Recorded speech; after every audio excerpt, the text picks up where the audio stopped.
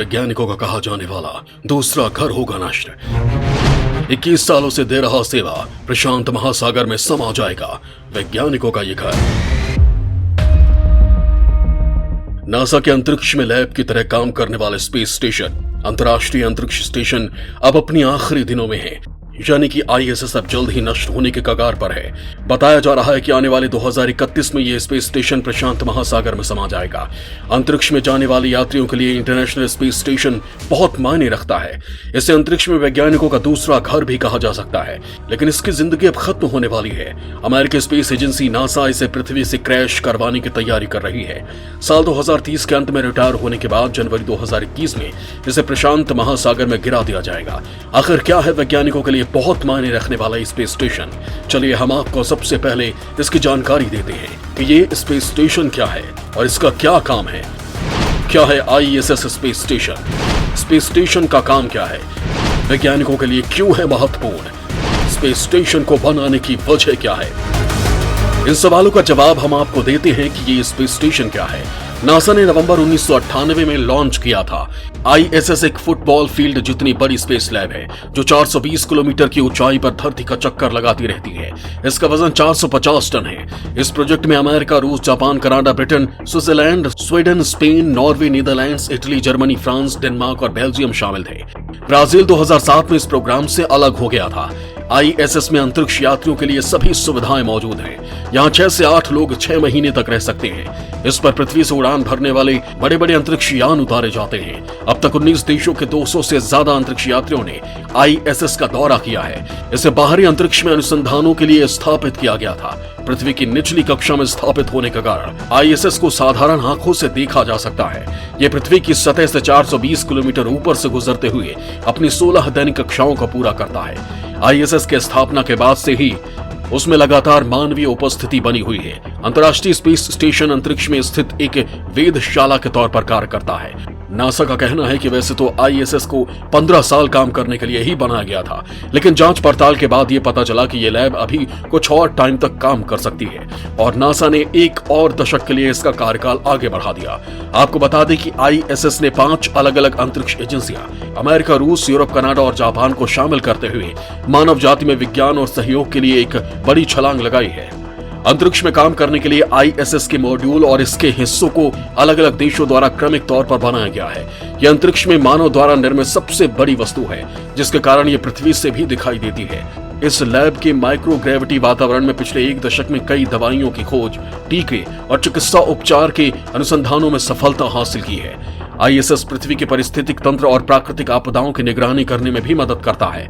इसका उपयोग भविष्य के अंतरिक्ष यान प्रौद्योगिकी का परीक्षण करने और सौरमंडल के भविष्य के मानव अन्वेषण की संभावना के लिए दीर्घकालिक अध्ययन करने के वास्ते भी किया जाता है। ISS पर अनुसंधान को लेकर नासा ने कामयाबी भी हासिल की है, लेकिन इसके साथ ही नासा ने इसकी बुनियादी ढांचे और घटकों के धीमा होने के संकेत देखे हैं। पृथ्वी के चारों ओर कक्षा में ISS एक तरफ सौर विकिरण से झुलस जाता है और दूसरी तरफ जम जाता है। अंतरिक्ष में उड़ने वाले कबाड़ के बढ़ने से विनाश का नियोजित और विनाशकारी जोखिम भी पैदा होता है। नासा ने 2030 तक स्टेशन को बनाए रखने के लिए मजबूरी जताई है। वहीं उसके सहयोगी संगठनों ने भी अभी तक आधिकारिक रूप से समझौते पर हस्ताक्षर नहीं किए। ISS हुआ जर्जर, स्पेस स्टेशन में कई जगह आई दरारें, स्पेस स्टेशन में सुधार नामुमकिन। पिछले साल ISS के एक सेगमेंट में दरारें देखी गई थी। चिंता की बात यह है कि ये दरारें आने वाले समय में और चौड़ी हो सकती है। इसके बाद कहा गया कि ये लैब अब कुछ ही सालों की मेहमान है। इनमें हो रहे नुकसानों को सुधारना बहुत मुश्किल है। इससे पहले भी अंतरिक्ष अधिकारी ने कहा था कि ISS के ज्यादातर उपकरण अब पुराने हो चुके हैं। उन्होंने चेतावनी भी दी थी कि 2025 के बाद ये उपकरण टूट सकते हैं, जो बेहद भयावह स्थिति हो सकती है। स्पेस स्टेशन हाल ही में कई तरह की घटनाओं से गुजरा है। इसके साथ ही रूस के अधिकारियों ने ISS के नियंत्रण से बाहर होने के लिए सॉफ्टवेयर में गड़बड़ और मानवीय भूल की जिम्मेदार ठहराया था। रूस की लापरवाही के चलते कुछ समय के लिए ISS आउट ऑफ कंट्रोल हो गया था, जिसके बाद नासा के वैज्ञानिकों ने बड़ी मुश्किल से ISS पर दोबारा नियंत्रण स्थापित किया। रूस की स्पेस एजेंसी रोसकोस्मोस ने ज़्वेज़दा सर्विस मॉड्यूल में दबाव में गिरावट की सूचना दी थी। वही रूसी अंतरिक्ष एजेंसी ने कहा कि वो 2024 तक ISS का हिस्सा बनी रहेगी। आपको बता दें कि यह घटना तब हुई जब रूस की नाउका लैब मॉड्यूल ISS से कनेक्ट हो रही थी। इस दौरान मॉड्यूल के जेट थ्रस्टर्स को अनजाने में कुछ घंटों तक ऑन रखा गया, जिससे पूरा अंतरिक्ष स्टेशन ही अपने पथ से भटक गया।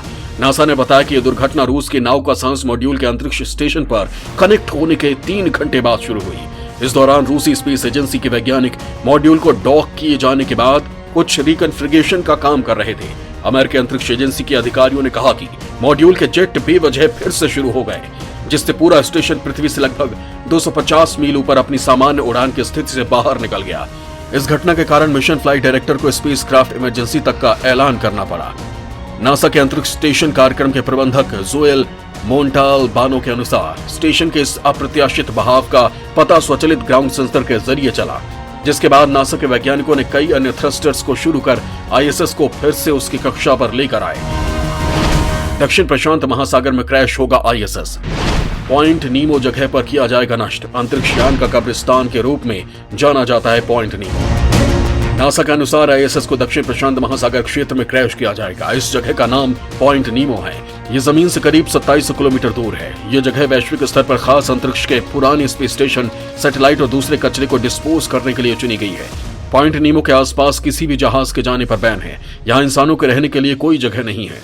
साल 1971 से लेकर अब तक तकरीबन 300 तरह के अंतरिक्ष कचरे को यहाँ गिराया गया है। इसमें अधिकतर अमेरिका और रूसी कचरा शामिल है। इससे अंतरिक्ष यान का कब्रिस्तान के रूप में भी जाना जाता है। जानकारी के मुताबिक अगर आधिकारिक रूप से आईएसएस को बंद करने की प्रक्रिया से पहले इसमें गिरावट या अनियोजित क्षति होती है तो यह अनियंत्रित होकर दिशाहीन हो जाएगा और गिरने पर गंभीर खतरा पैदा कर सकता है। आपको बता दें कि आकाश से गिरने वाला ये पहला अंतरिक्ष स्टेशन नहीं होगा। साल 1979 में नासा के स्काईलैब स्टेशन को समय पर ईंधन नहीं मिला था, जिसके कारण यह नियंत्रण से बाहर हो गया और ऑस्ट्रेलिया के इर्द गिर्द स्टेशन का हिस्सा बिखर गया। लेकिन इससे किसी को नुकसान नहीं पहुंचा, परंतु इसने आगे के लिए सबक दे दिया। स्पेस स्टेशनों को नष्ट करने के उपग्रहों की इंजीनियरिंग और अन्य परिक्रमा करने वाले अंतरिक्ष बुनियादी ढांचे के लिए एक महत्वपूर्ण सिद्धांत है। कक्षा से स्वतंत्र रूप से गिरने वाली वस्तुओं को छोटे टुकड़ों में बिखरना चाहिए, ताकि यह सुनिश्चित हो सके कि वो जमीन पर लोगों के लिए खतरा पैदा न करे। आईएसएस का आकार बहुत बड़ा है, यही कारण है कि इसे कक्षा से बाहर करने के लिए विशेष संचालन की आवश्यकता है। विशेषज्ञों का अनुमान है कि अगर ये किसी महानगरीय क्षेत्र में अनियंत्रित रूप से दुर्घटनाग्रस्त हो जाता है तो 9/11 से भी ज्यादा बदतर घटना हो सकती है। हालांकि ये बिल्कुल असंभव है। वैज्ञानिकों का कहना है कि आईएसएस के नियोजित नियंत्रित डीऑर्बिट ऑपरेशन में नवनिर्मित मॉड्यूल पहले मुख्य संरचना से अलग हो जाएंगे और वो अंततः भविष्य के अंतरिक्ष स्टेशनों के हिस्सों के रूप में पुनर्संयोजन के लिए कक्षा में रहेंगे। आईएसएस को फिर ऑन बोर्ड थ्रस्टर्स द्वारा धीरे धीरे घटाया जाएगा, जिससे इसकी कक्षा की ऊंचाई कुछ महीने के दौरान धीरे धीरे कम हो जाएगी। एक रूसी अंतरिक्ष स्टेशन को पूर्व में इसी तरह के सुरक्षित रूप से नीचे लगाया गया था।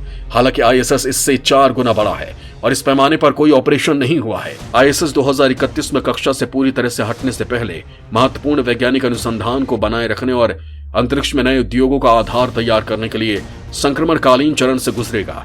नासा का कहना है कि आईएसएस को क्रैश करवाने से पहले उसका सारा सामान धरती या स्पेस में मौजूद बाकी लैब्स में ट्रांसफर कर दिया जाएगा।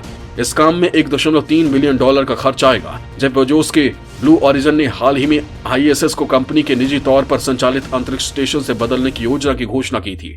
वहीं अन्य प्रमुख समूहों में नॉर्थरॉप ग्रुमन और एक्सियोम स्पेस शामिल है, जिनके पास मौजूदा आईएसएस से 2024 की शुरुआत में मॉड्यूल का निर्माण शुरू करने का अनुबंध है। एक रूसी अंतरिक्ष स्टेशन की भी योजना है, जिसमें मौजूदा आईएसएस से अलग किए गए मॉड्यूल शामिल होने की संभावना है। इस बीच चीन ने पिछले साल अपने तियानगोंग अंतरिक्ष स्टेशन का पहला मॉड्यूल लॉन्च किया और आने वाले महीनों में इसके विस्तार को पूरा करने की योजना है। नासा प्राइवेट सेक्टर के साथ शेयर करेगा अनुभव। नासा हेडक्वार्टर में कमर्शियल स्पेस के निदेशक फिल मैकलिस्टर ने यह कहा कि प्राइवेट सेक्टर नासा के सहयोग से तकनीकी और आर्थिक रूप से कमर्शियल लो अर्थ ऑर्बिट डेस्टिनेशंस को विकसित करने और संचालित करने में सक्षम है। उन्होंने कहा कि हम अंतरिक्ष में सुरक्षित, विश्वसनीय और कम लागत वाले प्लेटफॉर्म विकसित करने में मदद करने के लिए प्राइवेट सेक्टर के साथ अपने अनुभव और सबक साझा करेंगे।